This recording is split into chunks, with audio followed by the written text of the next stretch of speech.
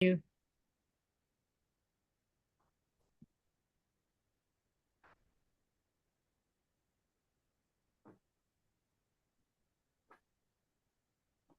Well, good evening, Hi. everyone. So lovely to have you. Happy Valentine's Day. Happy New Year.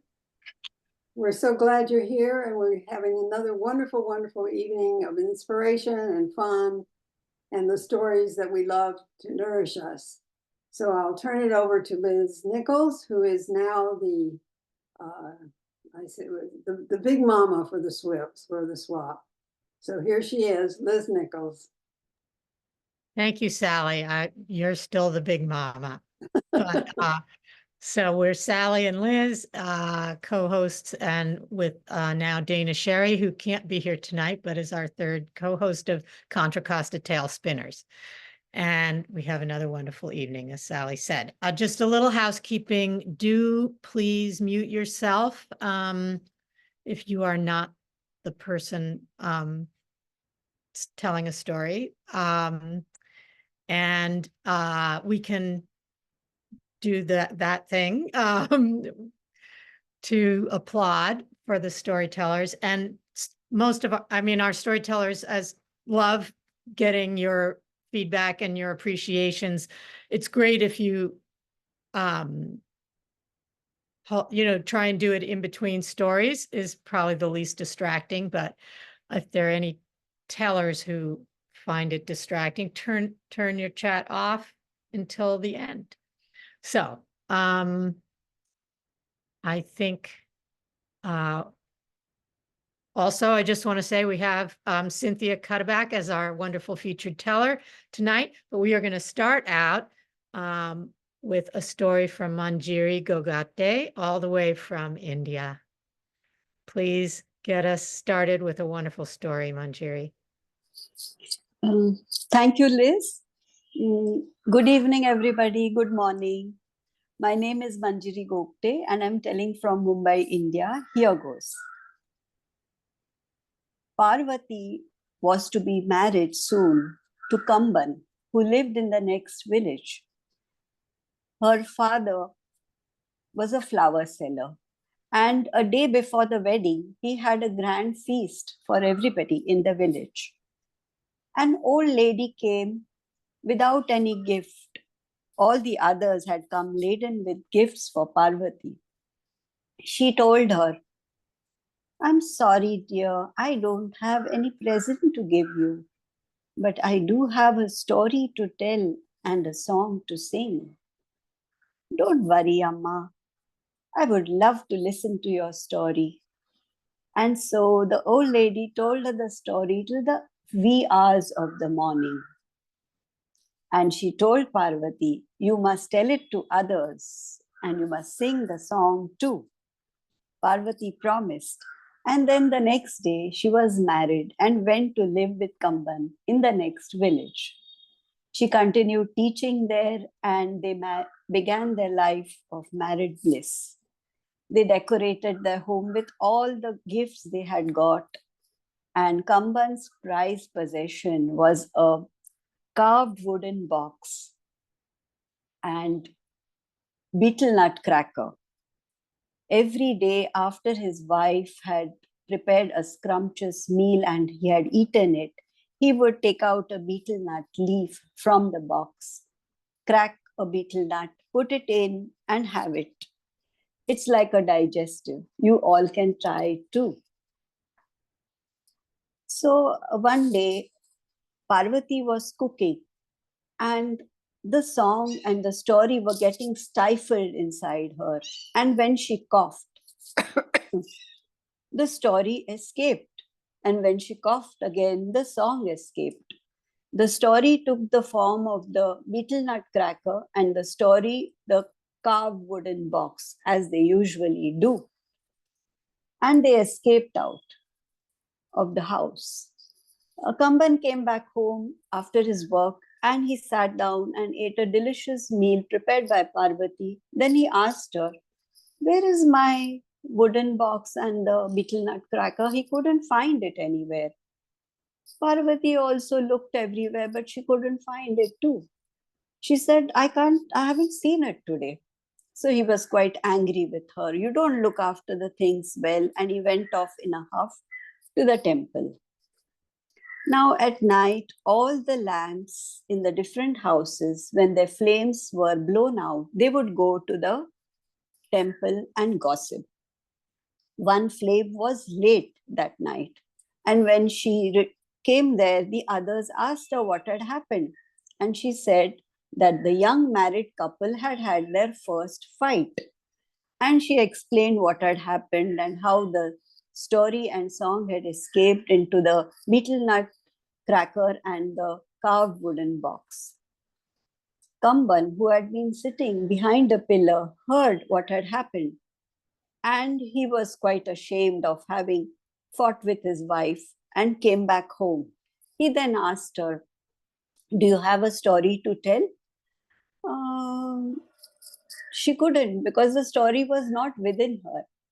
And so disappointed, they both went to sleep. And in the meantime, the flames started searching for the betel nut cracker and the wooden box to urge them to go home. And they found them very near Parvati and Kamban's house, and they both returned home.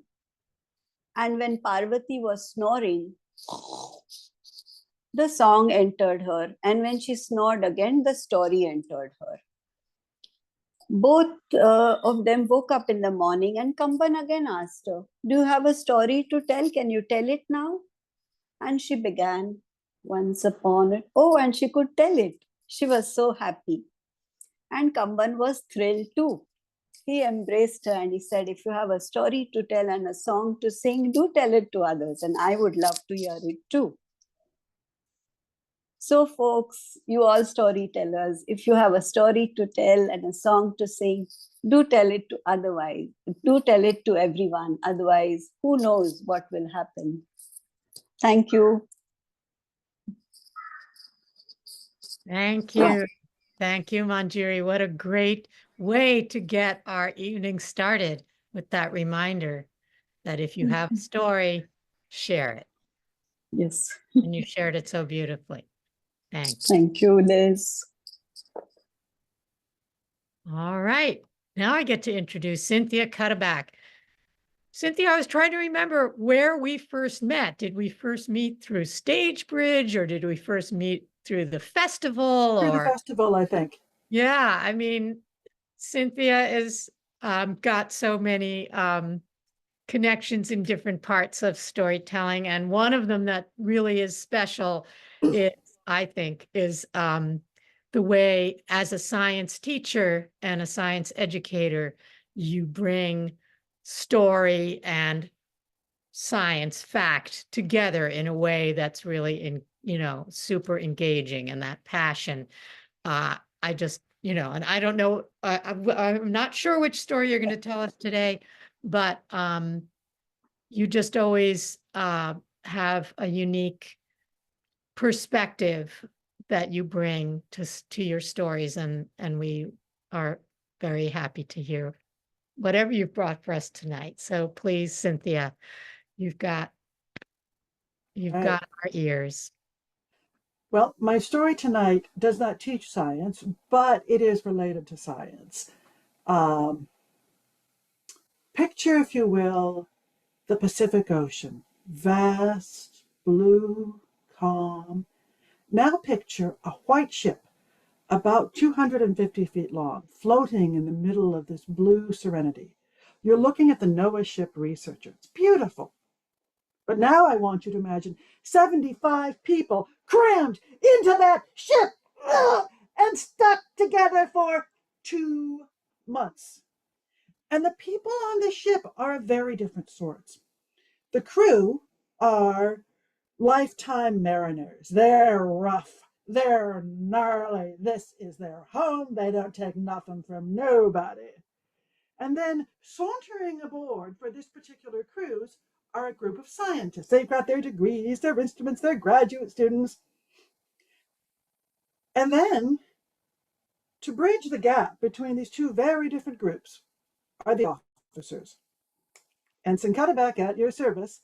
I was a NOAA Corps officer operating this scientific research vessel. Now, I had a freshly minted physics degree. I had been to officer training for 3 months. I had learned ship handling. I had learned navigation and course plotting. All of these done with military precision. I was ready for many aspects of life at sea, but not for the boredom. Oh my God. We were at sea for months at a time, and there's nothing in the middle of the Pacific. The entire job was drive in a straight line for 4 hours, stay in one place for 4 hours while an instrument is lowered over the side, and drive in a straight line for 4 hours. I was bored. I was lonely. I was in a time zone I'd never been in before. I was primed for someone to shake up my life. And shake up my life he did. Ray. Oh, 6'2". I'm 5'11", so 6'2" is important. Mexican Irish. Black wavy hair. Chocolate eyes I could drown in. Ooh. Oh, yeah, he was also a high school dropout, a smoker, an alcoholic, a sometime drug addict, and my subordinate on the watch. In other words, strictly off limits. But there we were, could never get more than 40 feet away from each other. We talked. We talked more. Sometimes we talked in the yeoman's closet at 4 a.m. Things were, this friendship that we had was, making it a little easier to cope with this at-sea situation until, there's always an until, isn't there? The equator crossing. You see, if you cross a ship from north to south, if you're on the equator, if you cross a ship, one more time, on a ship, if you cross an equator, from north to south, you're considered a polywog, which means that you are unclean. When you enter the realm of King Neptune, which is south of the equator, you must be cleansed, initiated. It's a hazing. It's one of the oldest forms of hazing in the world. Now, if you survive this, you become a shellback. You have a hard shell, but you're an honorable shellback with the inalienable right to do unto others as had been done unto you. So there we were in the middle of the ocean, approaching the equator, and my only friend cut me off. I had a lot of time to think about how I felt about that. I would hear occasional comments from the crew about the Knights of the Round Table and the honorable shellbacks. Now, we were standing watches, and I was on the midnight to 4 a.m. watch, which is just as bad as it sounds. And before Ray cut me off, I had a habit of going to visit him after my watch, because he had the upper bunk, so we could talk comfortably. Well, one morning about 3 o'clock, my lookout made a security round, and just sort of arbitrarily decided to sort of look in some of the more awkward corners of the ship. And sure enough, in one of the closets behind a boiler, he found mattresses. And my mattress was missing. And I stormed down to that closet. I grabbed the mattress. I pounded on Ray's door. I hauled his sorry ass out of bed, and I made him help me carry that mattress up 4 flights of stairs. Wasn't even my mattress. Mine was nearby. Oh well. I didn't find out until later that the original plan had been that they were going to trap me, and there were going to be ropes and mustard involved. Well, this made me angry, and I started writing a poem to express how I felt about this situation. And the shellbacks, bless their hearts, provided me with a perfect opportunity. They told us that the polywogs would have to put on some sort of an entertainment the day before the equator crossing ceremony. So I called together the polywog players, and of course we did Pyramus and Thisbe because, the joke's on you, and we had stupid pet tricks and obscene limericks, all the usual stuff. And at the end, I stood up and recited my poem. Hail to thee, almighty gods! Greetings from your lowly wogs. Won't you, since you're so divine, turn the ocean into wine? Put on, O kings, your paper crowns. Of tattered rags will make your gowns. Make proclamations to your nation. There's honor in humiliation. Your knights are noble, brave, and strong. Surely they can do no wrong. So they abuse the wogs this hour, seeking cowards' brand of power. My lords, it seems we cannot choose, but play this game we're sure to lose. So as the Romans used to do, we who shall suffer salute you. And I bowed. Speaking truth to power, it's fun, but it's dangerous when you don't have power. I was now a marked woman. Now, see, here's how it goes. When you go through the shellback ceremony and you survive this process, you're instantly and automatically a shellback. So they said I was going to go last, which meant all the former polywogs, if they wanted to, could gang up on me. So the morning of the ceremony, they've gathered us on the bow of the ship. That's the pointy end. About a dozen of us, dressed up in silly outfits. We had somebody dressed, the cook was dressed as a frog, the doctor as a French tickler condom, and little Bobby Jones appropriately was dressed as a puppy. And they were actually hosing us down with fire hoses. It's not as bad as it sounds. Shipboard fire hoses are only that big as opposed to that big. And they had it carefully planned where they would stand behind a certain line. So nobody could really get hurt with these fire hoses, right? Well, Bobby Jones was the first person called to the back of the ship. He came back, he's a shellback. He grabbed that hose and he stomped forward 5 steps across the line, got right in our faces with that hose. Wow, Bobby, you're an honorable shellback, aren't you? Well, one after another, my colleagues were taken to the stern. Finally, they grabbed me. I cut loose with my best blood-curdling scream. Apparently up on the bridge, I was a great, oh, what's that? And I said, oh, it's okay. It's just Ensign Cutterback. The hazing was kind of, I assume, standard stuff. It's the only hazing I've been through. There was some snip, snip, snip and some falling hair. It wasn't mine.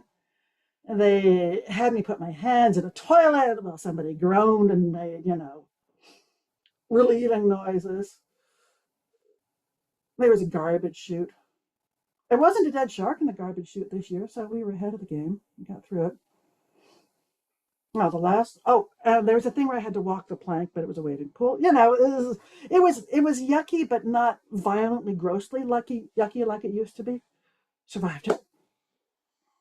Well, the last part of the ceremony is being presented to the royal family. We've got the baby, always the fattest guy on the ship with all sorts of like peanut butter and weird stuff on his tummy, and you have to kiss his tummy. The queen offers you her foot to kiss. And if you swipe both of these, the king will mark you shellback. Well, the thing is, I dropped to my knees before them, and there was the queen's foot in front of my face, and well, there was a skirt attached to the foot, so I wiped my face with it. Now imagine an awful lot of angry people in the background yelling, shoot, shoot, shoot.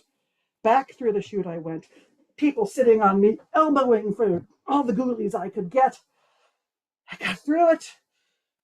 I begged for mercy. I'm a shellback. I am covered in the most disgusting stuff you can imagine. It's time to find Ray. And I went and I gave him a big hug. Well, he was all covered with disgusting stuff too. And he said, well done, Cynthia. You're a shellback now. I didn't say it at the time. I put it out into the universe. Ray, if you ever hear this story, if being a shellback means treating my friends the way you treated me, if it means putting people through what I went through, no, I will never, ever be a shellback.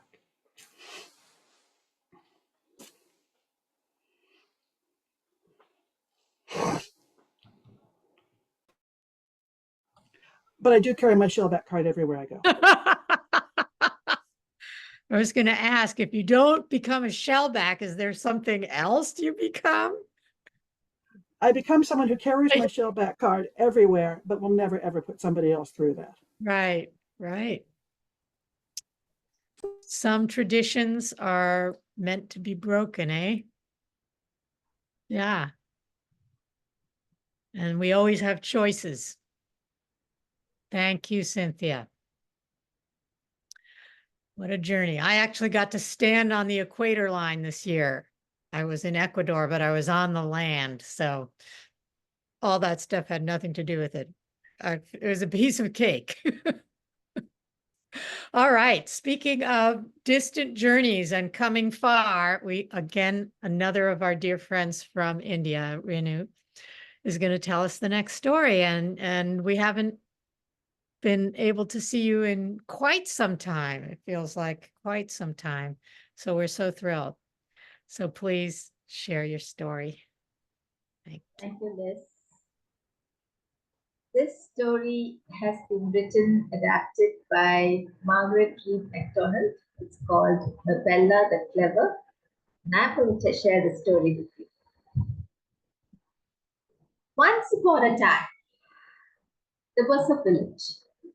And in this village, there lived some who were clever and some who were not so clever. The cat was one among those who were clever. And the mice, they were not so clever. But there was one little mouse who was clever.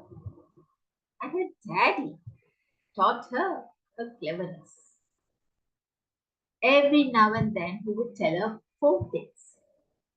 Bella, when you're out and about, keep your ears open and listen. Bella, when you're out and about, keep your eyes open and look all around you. Bella, when you are speaking, pay attention to what you're saying. Bella, when you have to move, zip, move fast. Bella nodded her little head to everything that her father said. Now one day, the cat came to that side of the village where the mice lived. Meow! All the mice were scurrying around doing their daily chores, gathered together, a little nervous, a little scared, but mostly curious to know why the cat had come to visit their village. Cat was a lovely orange with bright green eyes. And as soon as she saw them, she said, "My dear mice, I have come to offer you an invitation. It has been decided that the mice may join the Secret Cat Society. When you are initiated, you will get to know all the secrets of a cat." Now the mice were so excited. Become members of the Secret Cat Society? How exciting! Tell us more, tell us more. My dear mice, patience, patience. You will come to my house on Monday morning where we shall have a secret ceremony. Till then, ta-da, she said, and off she went. Mice were really, really excited. They couldn't wait for Monday morning to arrive. Early on Monday morning, they gathered together and were off to the cat's house. And there she was, waiting at her door. She looked all around. Ha ha ha! How nice! I see you all arrived. How delish! I'm how delightful! Now listen, my dear mice. You have to learn the song of the Secret Cat Society. And this is how it goes. That we are marching, we never look back. The cat is at the end, ho fang, ho fang. When we are marching, we never look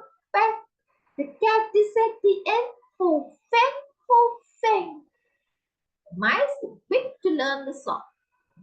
Now, my dear mice, I want you to form one straight line, the smallest right in the beginning and the biggest right at the end. And I shall be at the very end of the line. And so, let's get ready. We are going to march into the forest. Remember, never, never, ever look at the back. And so the mice start to march. When we are marching, we never look back. The cat is at the end. Ho feng, ho feng. Now, every time the mice shouted ho feng, the cat would catch the mouse immediately in front of her and put it into her sack, which she carried on her back. And so they continued to sing and march. Now, Mabella, who was right at the very front, suddenly remembered her father's words. Mabella, when you're out and about, open your ears and listen. And so she stopped singing and listened. She couldn't hear the song from a long line of mice. The line of mice seemed much shorter, and the cat's voice closer. She remembered her father's words again. Bella, when you're out and about, open your eyes and look all around. So she looked slightly to the left and slightly to the right, and she saw that the line of mice had become smaller and the cat was much closer. What was the third thing her father had said? Bella, when you are speaking, pay attention to what you're saying. And so she sang the song softly to herself. We are marching, we never look back. The cat is at the end. What did that mean? The cat is at the end? Then who was watching the cat? Oh no! She looked around. The cat had caught the mouse just behind Mabella and put it into the sack. Her father had said, when you have to move, move fast. And that's exactly what Mabella did. She moved so fast, under the bush and away. And when the cat pounced, she fell on some thorns and got caught. Yeah! She shouted in pain. The sack fell off her back and fell open. All the mice scampered away to safety. And Bella, she lived on to tell the tale to her children, her children's children, and to her children's children's children. Thank you for listening. Thank you. Thank you, Renu. That was delightful, especially your cat. Thank you. Very, very enticing, very tricky and beautifully embodied. And Thank you. Marcella too. Both of them. Lovely. Thank you so much. All right. So our next storyteller is Jane. Hi, Jane. Hi, everybody. So it's so wonderful the way we have like a mix of like a traditional story like that. And now you're going to tell us a true life story, right? True life, yeah. Okay, all right. Please tell us. It was 1975. Anne Murray and Loggins and Messina had been inundating the airwaves, singing a love song. Now, Cousin Ralph and Carolyn wanted that song sung at their wedding. They asked Cousin Gary and Pam and I to sing it. Well, we practiced and practiced.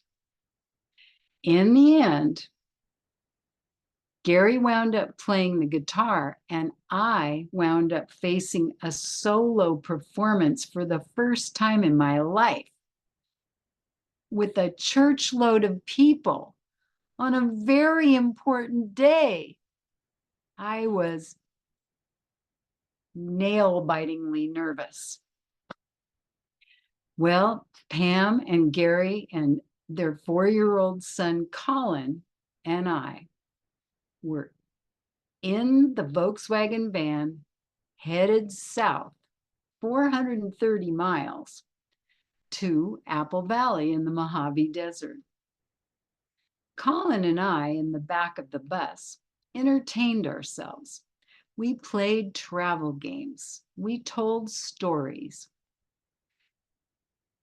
And we just talked about the big world we were seeing outside the van windows. Whenever I could squeeze a moment in, I practiced the lyrics for a love song. On the morning of the wedding, a group got up very early to go watch the sunrise from a mountaintop. Colin and I stayed behind. It was still quite early when he and I wandered over to a nearby playground. We played on the playground equipment, and then we spied a 2-story slide. The slide came out of a large structure shaped like a rocket ship. We climbed up to a little platform right underneath the point of the rocket. We sat and gazed out over the desert. The broad expanse spread clear to the mountains in the distance. As we sat, the blues and purples retreated into the canyons. The colors that emerged were faded oranges and yellows, gray, brown, and a hint of green. A few birds flitted about, but mainly it was really still and really quiet. I realized this would probably be the last chance I had to practice singing before our performance. So I started singing. Colin joined in. I heard a clear, sweet little voice. He knew all the lyrics. His voice and mine blended perfectly. There's a wren in the willow wood, flies so high and sings so good, and he brings to you what he sings to you. There it was, our golden thread. Moments like this must be the definition of joy. We sat and sang into the clear desert air. We looked out over that expanse. We didn't dare look at each other for fear of breaking the enchantment. I wasn't surprised when I felt tears trickle down my cheeks. When we finished our song, we slowly turned and looked at each other with wide eyes. We knew something very special had happened. It was like we had opened a treasure box. It was like suddenly we both had somehow learned how to fly.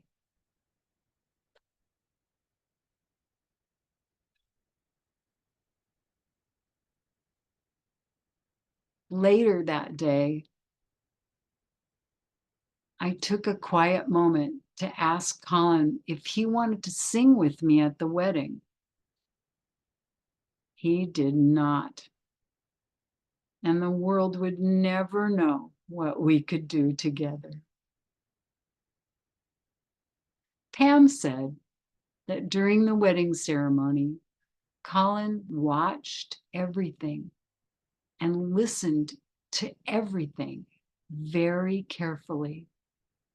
We're not exactly sure why, but Colin cried.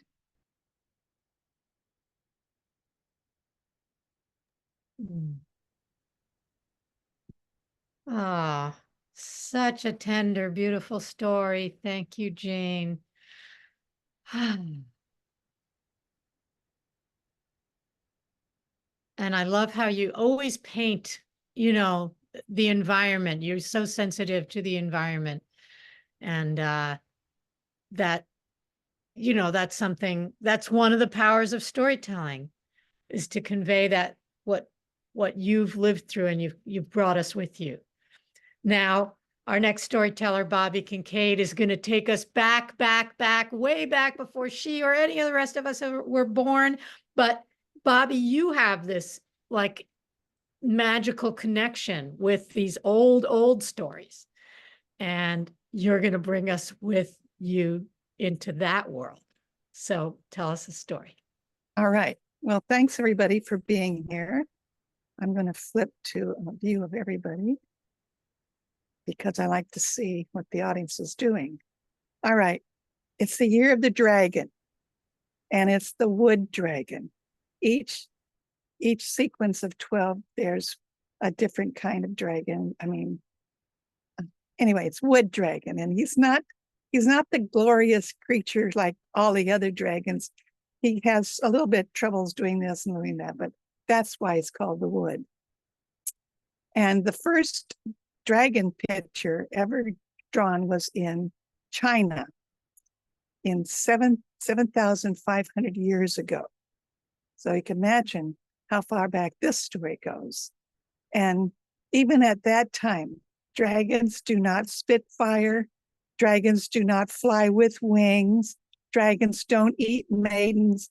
And as they fly, because they have two knobs on the top of their heads. And this all took some time to develop.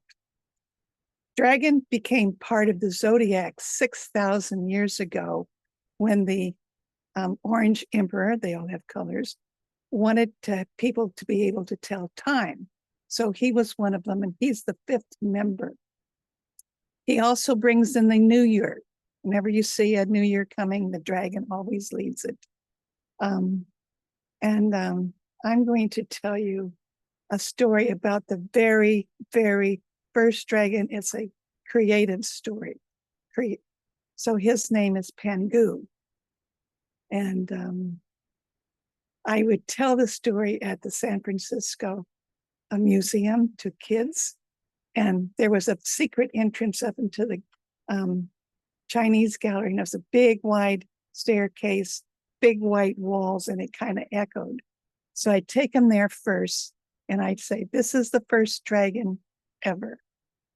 And so I'd say, in the beginning of time, there was no humans, no animals, no plants, no water, no sand, no earth, nothing.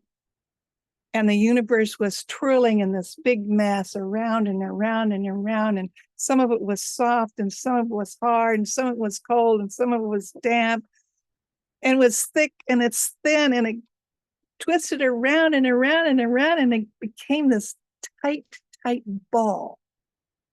And everything was quiet. The thunder passed and the lightning passed, and it quieted real quiet for a long time. And then slowly, we see this egg on top of this matter with the air flowing around it. And we hear a little crack, and a little beak sticks out of this egg. And we hear more cracking, and 2 feet with claws stick out. And we hear a bit more cracking, and a head lurks up. It's got a little beak on it, and it's looking around very gently. And he's taking in everything. He's taking in his father. And then it cracks open, and here's this little kind of fat creature with a long tail with 4 legs with claws on him, and he's just taking in everything very, very slowly. And he looked down at Manor and he said, Ying, Mama. And he looked at the air, very gently swirling around. And he says, Yang, Father. Well, he was with Yin and Yang for a very long time because he grew 6 feet a year. And it was a slow process. And as he was sitting there on his mother, on top of one of his shells, he began to imagine that the shell was a creature much like him that had 4 legs and 4 tails and a little tail. And it could bring himself back and forth in this shell. And Pangu named him Tortoise. Well, Tortoise and Pangu started talking. Pangu loved to tell him his dreams and when everything was happening. And as this was going on, Pangu looked at his body, and he had a head, like what he saw, and he had a shell on his back, but he had feathers around here, and he had scales, but he had little hairs growing out of it. And his claws, well, he wasn't quite sure what they looked like, and the nails on his feet. So he knew he was something. And then he started dreaming about dragons. And Tortoise and him talked about the dragons flying in the air. And as Pangu breathed, they would play in his breath and tumble and have a good time. And he said, I look like a dragon. And so as time went on, Pangu imagined that there was a forest, trees. He imagined trees. And in these trees was this delightful creature. It kind of looked like him, but it had long legs and hooves. And it had a horn on the middle of his head. Pangu had a horn coming straight out. And Pangu looked at it, and Tortoise looked at it, and they said, oh, we're going to call that a unicorn. And Pangu was very, very happy with this. And then Pangu looked around. It was so silent. And he decided, he says, well, there should be some music. And all of a sudden, this big, beautiful firebird appeared with these lovely, lovely feathers. And as they were watching, it burst into this flame, and then it was reborn again. And Pangu was very, very delighted with that. He thought that was wonderful. Well, he's growing 6 feet a year, and he's almost to the height of 28,000 feet. And he has pushed his mother and father that far between him. And he's looking at them, and he's getting really tired. And Turtle can notice this, and he says to Turtle, I have to rest. I really have to rest. So he got up at Turtle's back, and he laid down on his mother Matter, and he fell asleep. Well, it was more than sleep. It was kind of his death. And his head in the front became the northern mountains of China. His feet became the southern mountains, and his 2 arms were mountains. And then inside, his mouth and his nose and his lungs became tunnels because his skin became the dirt, and his hairs became all the trees. And what else happened? I have to use my cheat sheet. I'm sorry. His bones, they became the minerals of the earth. His teeth were all the diamonds. His blood became the rivers that flowed back and forth. His voice became thunder. Can you imagine? His breath became the wind and the clouds that floated over China. And the hairs on his body, we got that. And his mind became the gods, the spirits, so they could remember what he said and make things happening. His right eye became the sun, and it contains the sun god who creates all plants, medicines. His left eye became the moon, and she mixes up the herbs that the sun creates. His heart became the rhythms of night and day. And finally, the fleas on his body became the humans. And as these humans progressed, they learned more and more stories about Pangu. Pangu left his father in the sky, and he left his mother Matter on the earth, and he made them celestial dragons, which we'll learn about more later. The dragons stayed on the earth, and they play with the wind, and they make the rain, and they make the thunder, and they live in the lakes and the rivers all over. The phoenix goes around and she creates this beautiful music. And also the fire helped the Chinese people create pottery so that they could eat their rice. The unicorn, bless its heart, still dances in the forests that are left and brings charm to everybody. And with that, Pangu has left us this great heritage for the Chinese culture, and he began what I call Dragons Shape China. And having been the first, he left this big legacy because the dragon has imagination, magic, strength, respect, friendship, honor. He protects, he gives prosperity, wisdom, good health, and he's very powerful. And the powerful men who thought they were powerful in China use these qualities to try to create their empires. And I can tell you more about that next time. I hope you enjoyed my story. Thank you. Thank you so much.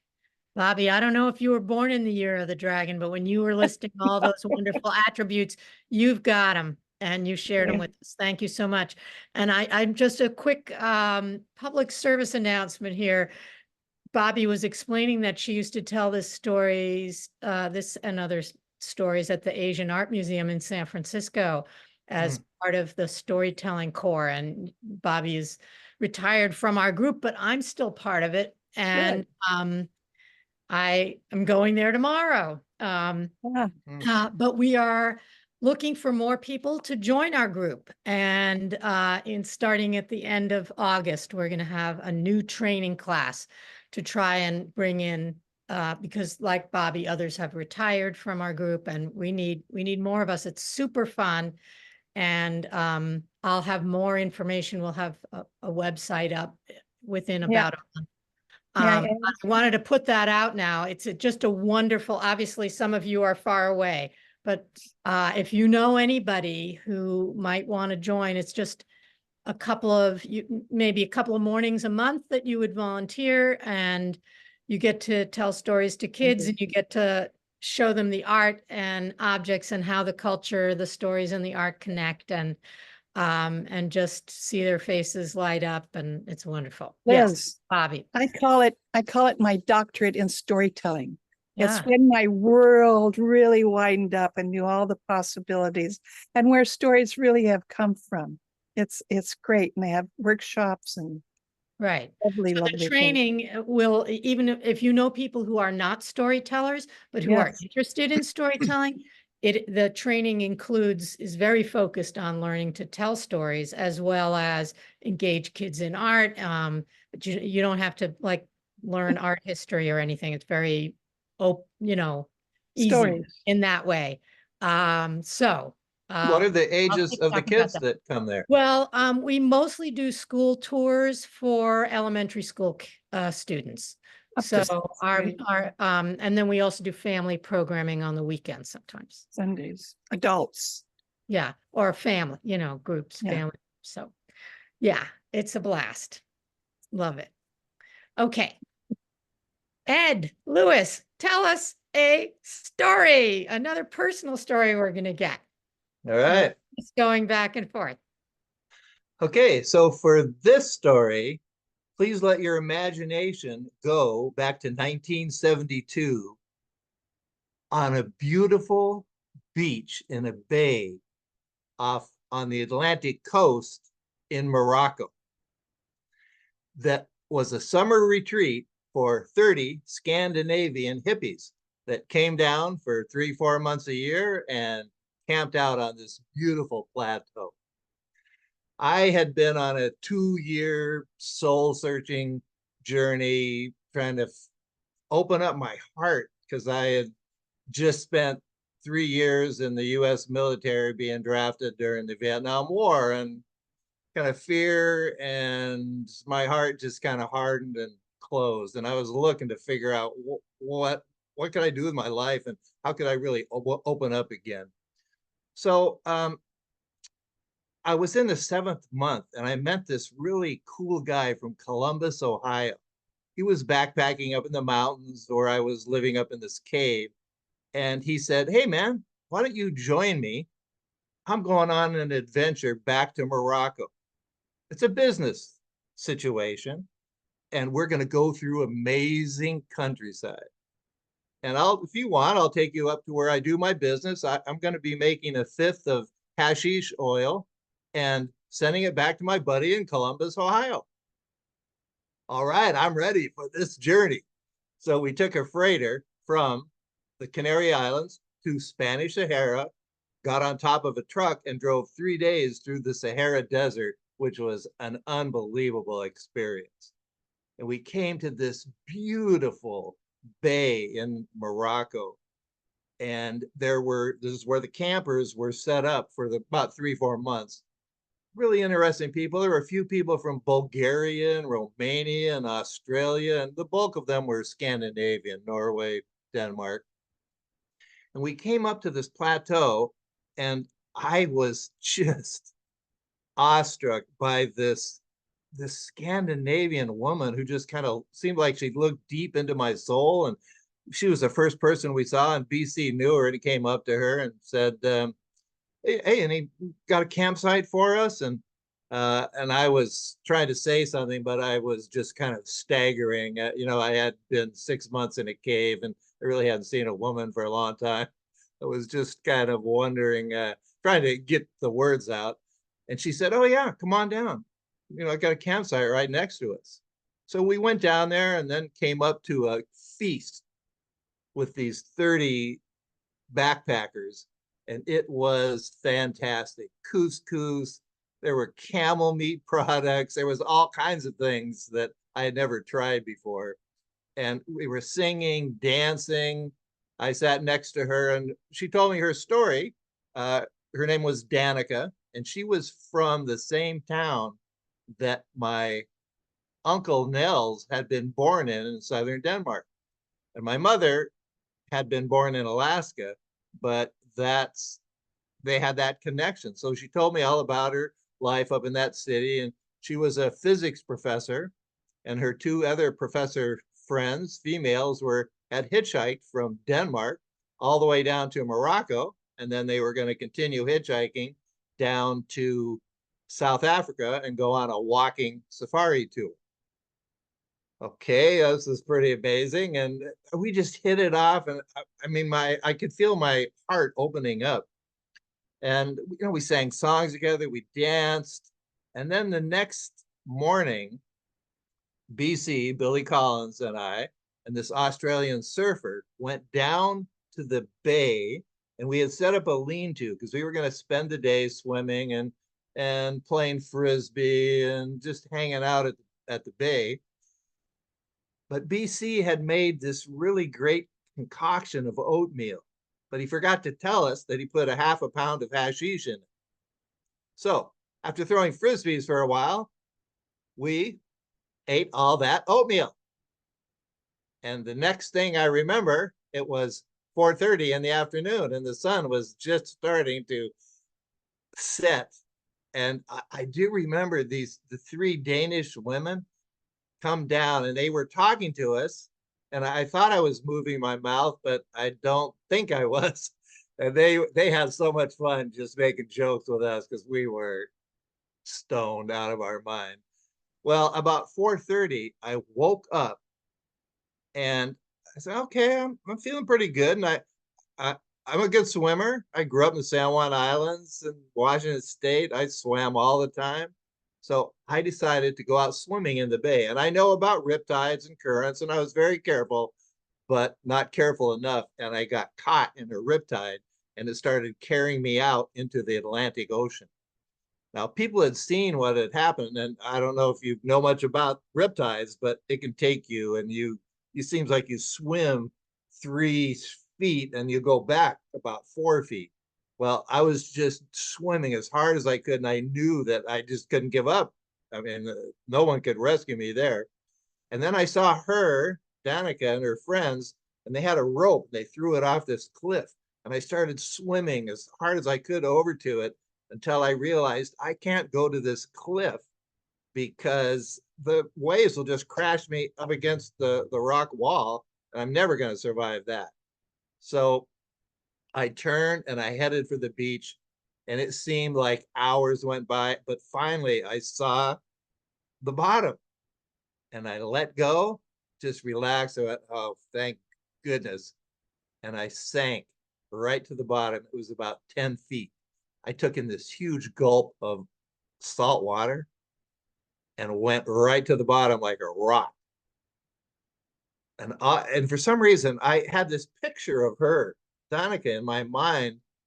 And I just came up and I just swam as hard as I could, got to shore. She was there.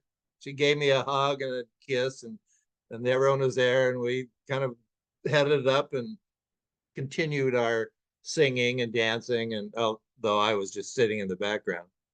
Well, for the next 7 days, this was the time where I opened my heart fully. Danica was an amazing person.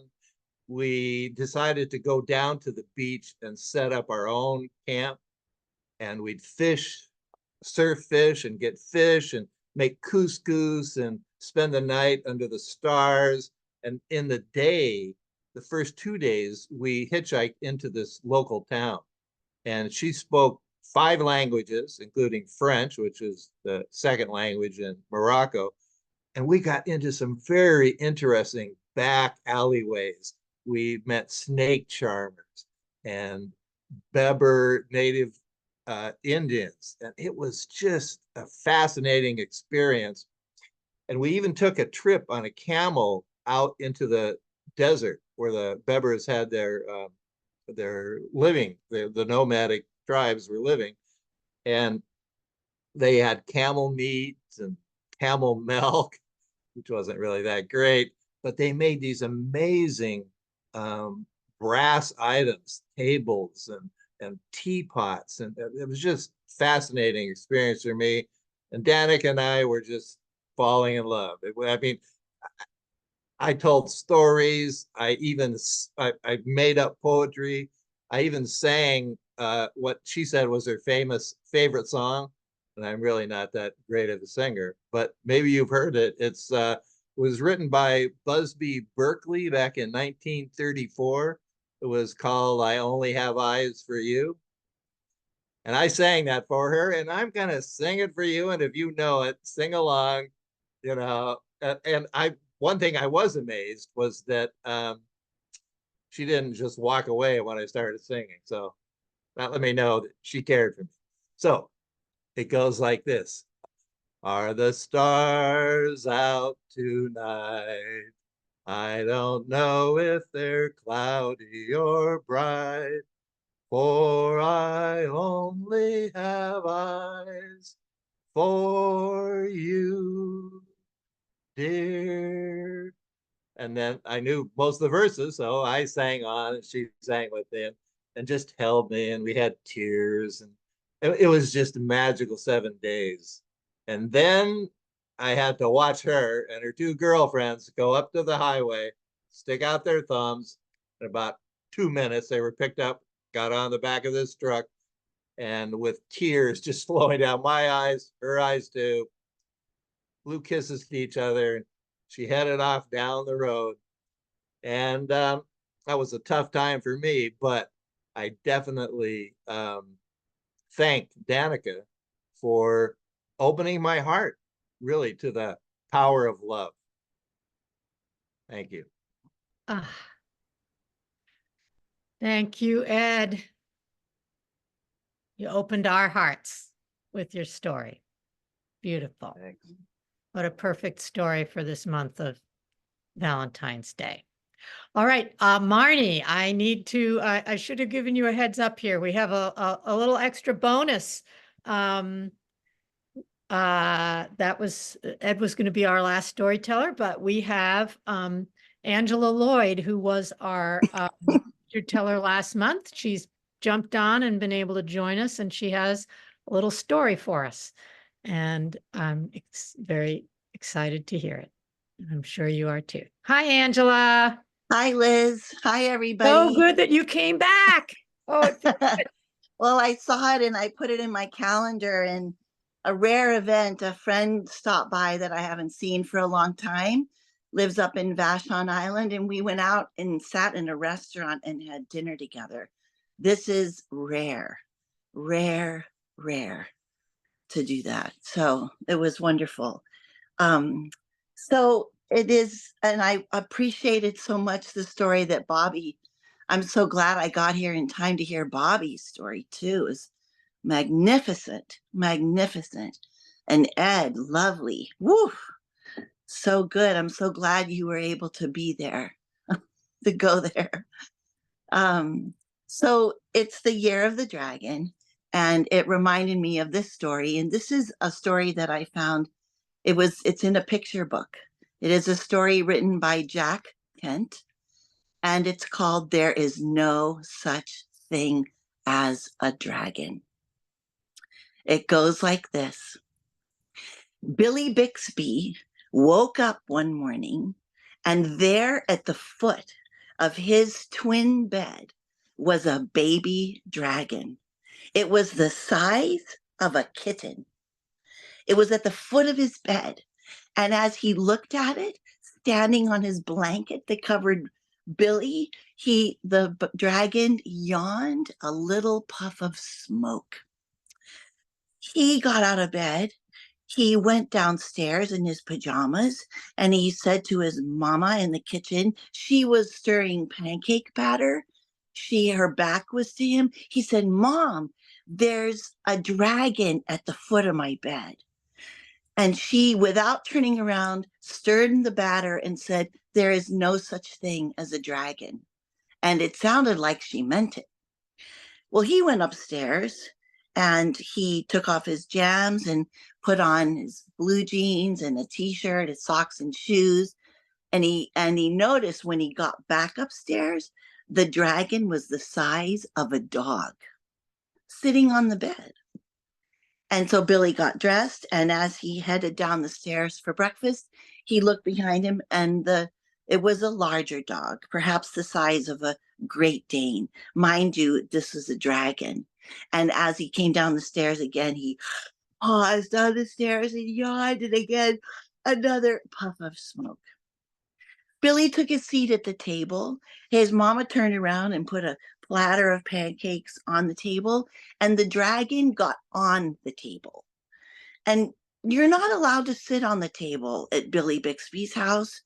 And his mama, he noticed the dragon was on the table, and he said, Mama, there's a dragon on the table. And again, she just said, there is no such thing as a dragon. And then Billy watched the dragon get most of the stack of pancakes that was in the platter. Billy got 2. And his mama had turned around and she was back to stirring batter and pouring the pancakes into the pan. So Billy had a really good breakfast. And then he got up and he scooted back in the chair, and the dragon was again yawning and his eyes looking very sleepy, like mine used to look when I had buckwheat pancakes in graduate school. All I could do was go home and go back to bed. Billy went upstairs to get the frisbee to go out and play. And when he came downstairs, the dragon had made its way to the hallway in front of the stairs, and he was filling the hallway. His head was lolling, starting to snooze. His feet were getting longer. His tail was now extending down the hallway towards the back door of the house. Billy climbed over him and went out the front door and went out to play. And Mrs. Bixby had a kind of a hard time with the vacuum cleaner after she vacuumed the kitchen. She couldn't get it over the dragon in the hallway. So she had to go out the back door, go around the house, and come back in the side door, probably from the den, to get into the living room to vacuum. And by then, the dragon's head was out the front door, now snoozing. His front feet were in the kitchen, the living room, his back foot in the den, the other back foot in the office of Mr. Bixby, and the tail was extending way out. And well, by the way, did I tell you the neck of the dragon was going up the stairs and was now coming out a second story window. A bread truck drove by mid-morning, and the dragon smelled the fresh bread. And as the truck drove by, the dragon followed and took the entire house with him. Down 3 blocks, and then the truck made a right-hand turn and the dragon followed. When the mailman arrived to deliver the mail, the neighbors were standing on their porch, and he was holding the mail and he said, the Bixby house? And the neighbors all just looked at him and went, that way. And he got back in his truck and drove down the street. Well, Mr. Bixby liked coming home in the afternoon at lunchtime for a bologna sandwich. Sometimes he fried the bologna. Maybe you did it. It would pop up like a small igloo, and with a little mustard and some Fritos inside the sandwich. That's called road lettuce, in case you don't know. If you use it for, potato chips work if you're on the road. Lettuce doesn't work when you're driving. Liz knows what I'm talking about. So he came home for lunch, and his house was gone. The only thing left was the foundation and the stairs down into the basement and all the projects he had not quite completed, and all the tools in baby food jars that were now screwed to small shelves. Do you remember those? They nailed the top of the baby jars to the top of the wood shelf, and you could just pop it down, get the nails out if you needed. He looked at all those projects and he saw the neighbors on the porch and he said, have you seen my house? And they all went, that way. And he got back in his little VW bug, drove down the street 3 blocks, saw on the right-hand side, there was his house. He drove down. It was in an empty lot.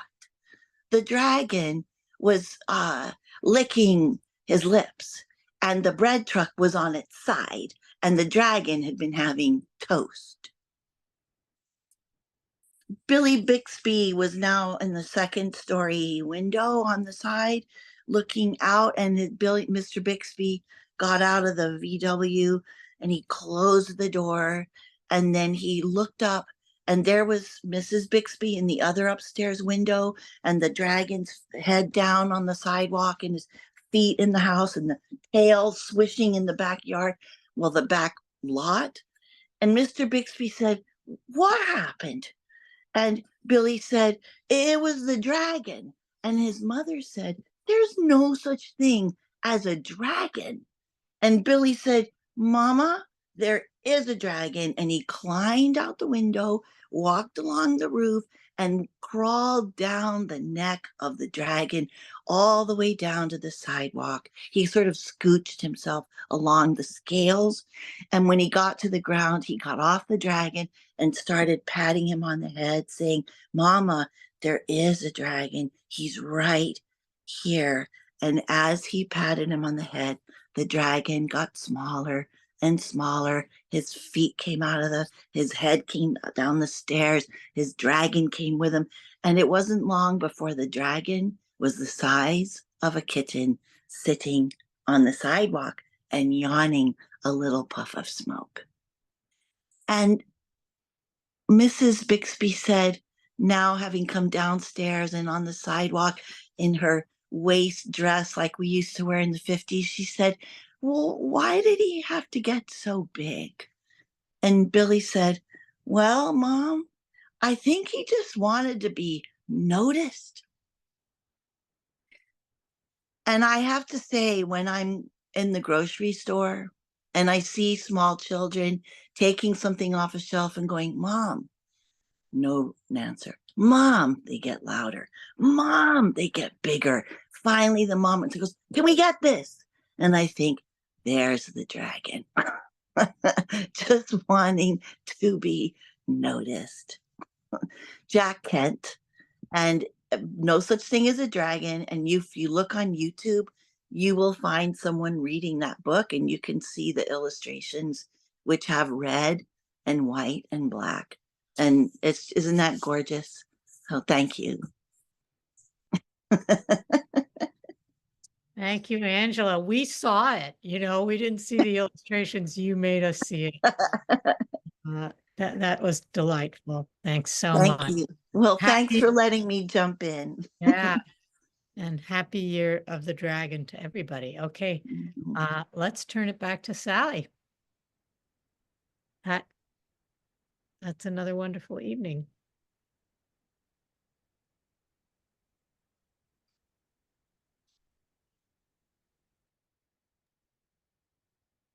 Unmute, Sally. I'm trying.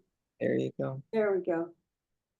Looks like you A have a dragon wonderful on your evening. lap. Thank you all so much. Thank you, every teller. Thank you, Liz, for hosting. Thank you, Marnie, for keeping us on the air. Lovely to be with you. Have a wonderful month until we see you again. Good night. Night. Ollie.